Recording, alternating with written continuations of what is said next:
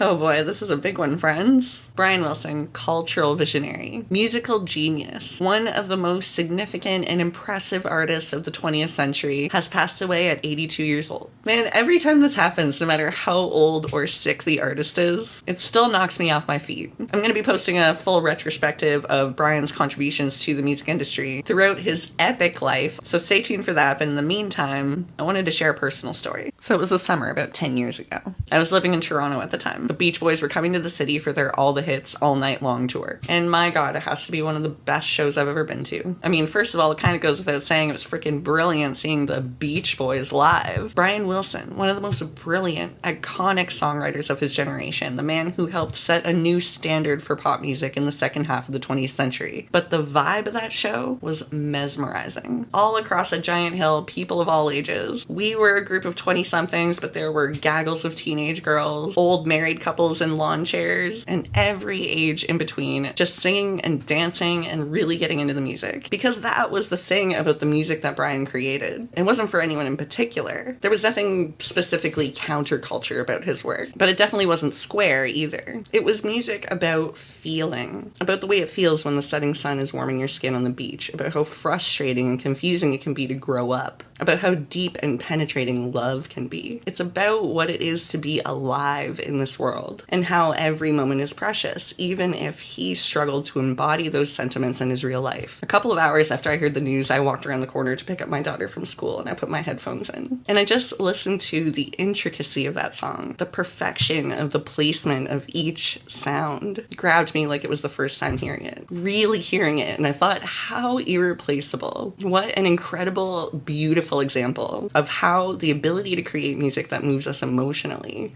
that speaks for us when we're not able to, and to create a loving community from nothing is one of the most sacred gifts that anyone can possess.